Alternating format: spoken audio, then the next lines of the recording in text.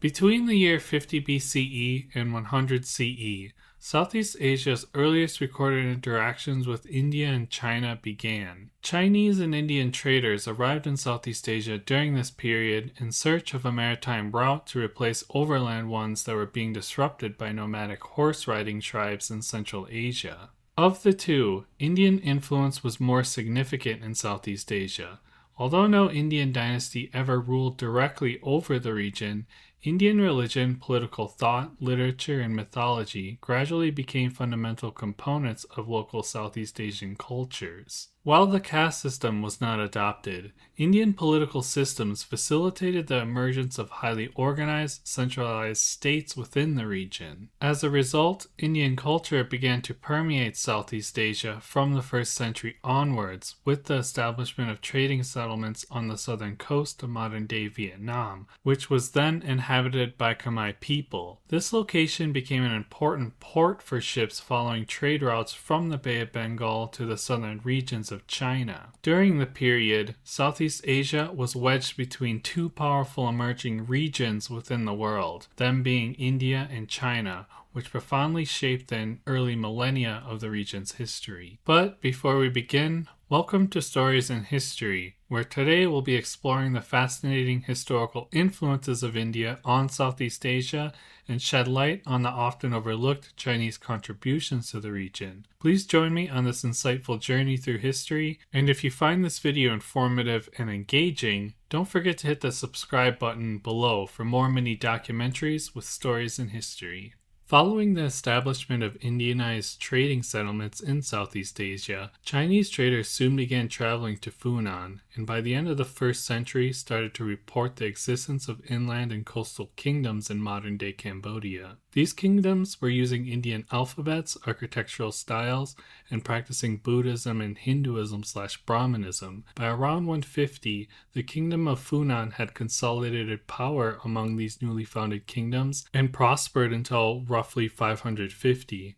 After a civil war, the kingdom would split into two states, the water Chenla and land Chenla, which dominated the region until 800 when the Khmer Empire was established. During this early period of Indianization, the predominant religion was Hinduism, primarily Shaivism. However, various forms of Mahayana and Vajrayana Buddhism also existed alongside Vaishnavism, which were practiced among different states at distinct time periods. One distinctive feature that emerged during the early centuries was the deification of the king, referred to as the Devaraja, meaning God King, which was based on the South Asian concept of Chakravarti, or universal ruler. Among the earliest states to adopt Hinduism in Southeast Asia were Funan and Champa as well as Java. However, their versions of Hinduism differed from that of India in several ways. While Indian Hinduism centered around deities like Vishnu and Shiva, these states revered Nagas, serpent-like beings that were believed to protect temples from malevolent spirits. Additionally, they considered Garuda, the vehicle for Vishnu, to be one of the most important gods within their pantheon. During the 1st millennium, Indian culture exerted a very strong influence on Southeast Asia.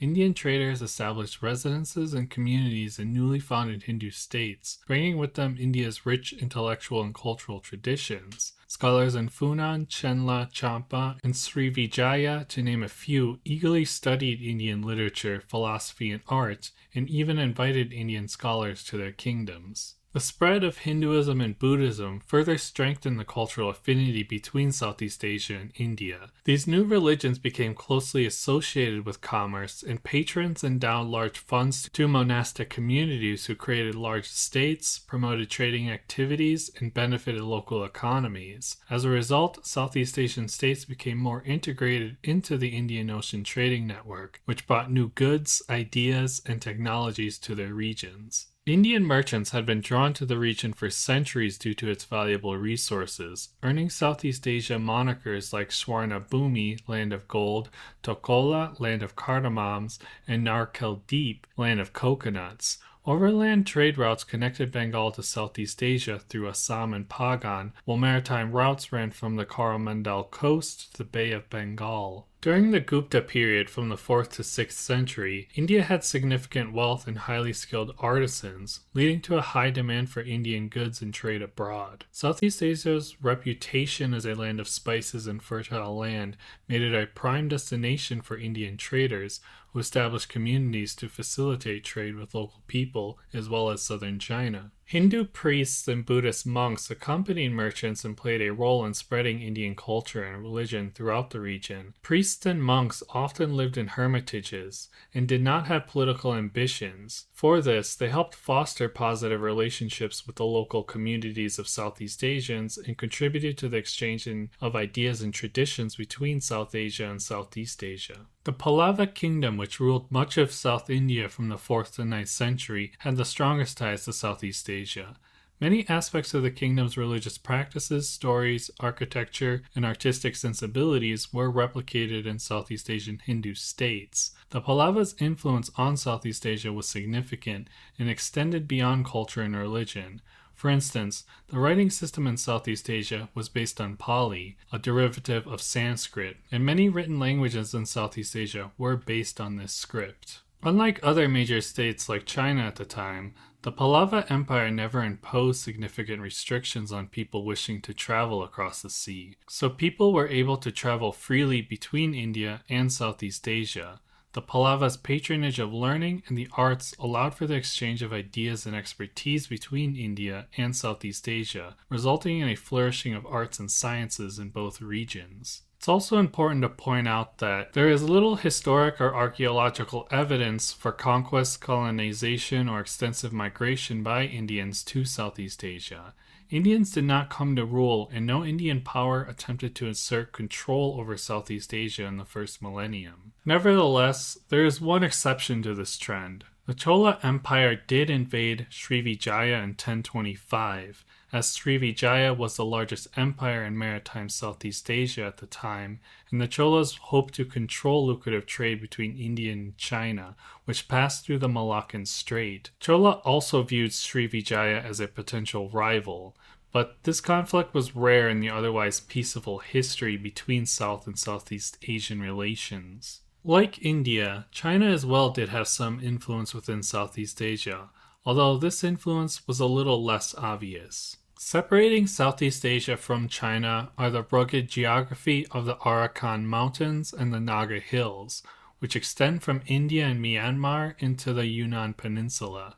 This geographic feature helped to insulate Southeast Asia from direct Chinese influence and allowed the region to be more heavily influenced by the Indian subcontinent. In the latter half of the 1st century, China, increasingly concerned about the growing power of chiefdoms in Dai Viet, invaded to protect and assert control over trade routes of the maritime Silk Road. The Han Empire incorporated the northern part of Dai Viet as part of their frontier, but struggled to put down several generations of resistance by Viet people further south. However, during the Tang dynasty, China attempted to expand its influence into the Southeast Asian state of Dai Viet, or modern-day Vietnam, which was located closer to China and had some but fewer geographical barriers. Despite heavy Viet resistance, the Tang dynasty ultimately conquered the region, leading to an attempt to assimilate the Viet people into Chinese culture. However, Dai Viet remained resistant to many aspects of Chinese civilization, while selectively adopting certain governance and technologies from China. China as well did struggle to establish tight control over the region due to Dai Viet's mountainous terrain. Vietnamese people resented Chinese bureaucrats who disdained their traditional culture and were often rebellious to Chinese authorities. Although some elites did adopt elements of Chinese culture, most of the population of peasants did not, except for the practice of Mahayana Buddhism. Vietnam's resistance to Chinese cultural influence was exemplified by its rejection of Confucian ideas regarding women's subordinate social and political status. Unlike in China, women in Vietnam had more opportunities to occupy high positions in society and engage in independent activities such as trade. After the collapse of the Tang dynasty, Viet people revolted in 939 and gained their independence until the 19th century. Despite China's attempts to regain control several times, Vietnam remained fiercely independent and continued to develop its own distinct culture and traditions. Among Southeast Asian states, Vietnam might have the most overt influence from China, but it is still a rather distinct culture in many ways. More broadly, within Southeast Asia, the history of Chinese influence dates back to about the 3rd century BCE, when Chinese traders began to venture into the region in search of goods such as spices, precious stones, and textiles. Over time, these traders established trade networks and settlements in various parts of Southeast Asia, including modern-day Vietnam, Cambodia, Thailand, Myanmar, Malaysia, and Indonesia, much like their Indian counterparts. However, unlike India, China's influence was much more indirect. Their influence was primarily accomplished through the Seifang system, also known as the Chinese Tributary system. I already covered this a bit in my last video, but is essentially an informal network of international relations developed during the Tang dynasty.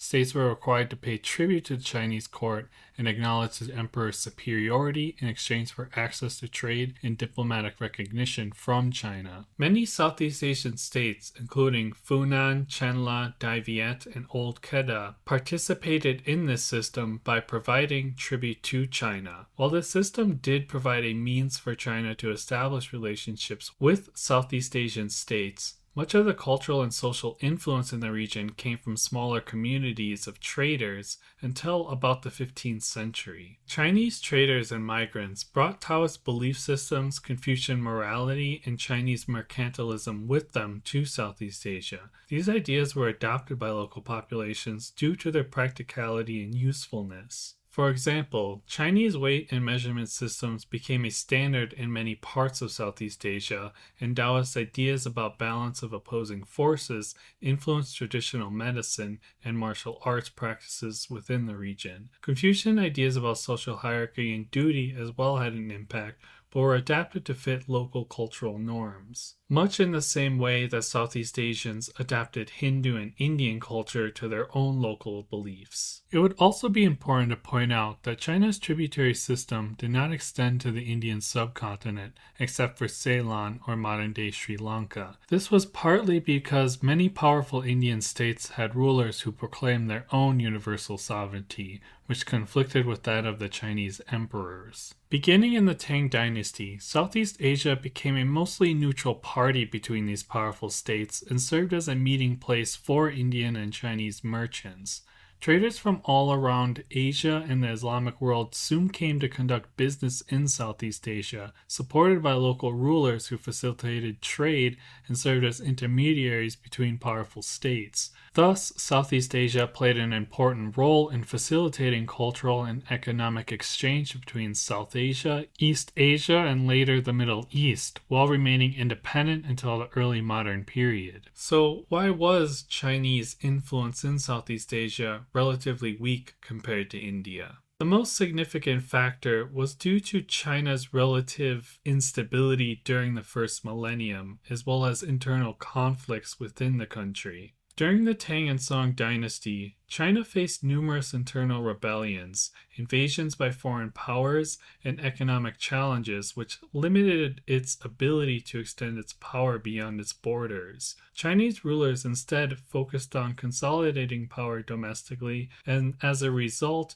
Southeast Asia developed its own distinct culture and political systems based on those from India, with only limited influence from China. The process of Indianization and Sinicization in Southeast Asia was not uniform and were shaped by the region's pre-existing social and cultural diversity. Local people such as the Khmer and Chams adapted outside influences in ways that suited them, While Hindu states adopted general ideas of Hindu social hierarchy, they did not adopt specific practices such as the caste system or the views on women's social and legal inferiority from either India or China.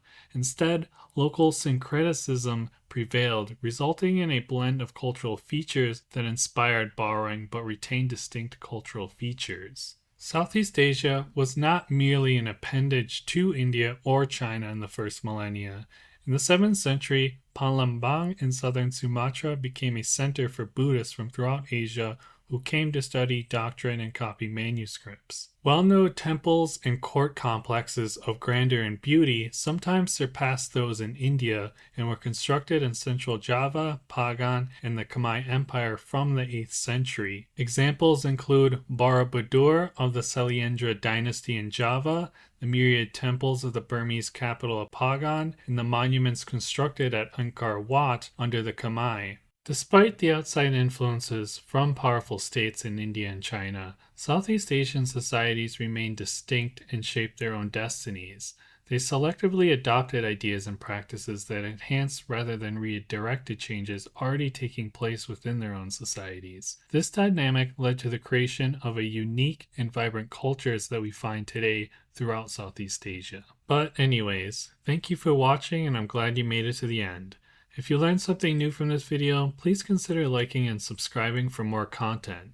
Special thank you to all those who have subscribed so far as well. I hope to see you in the next video. Thanks and goodbye.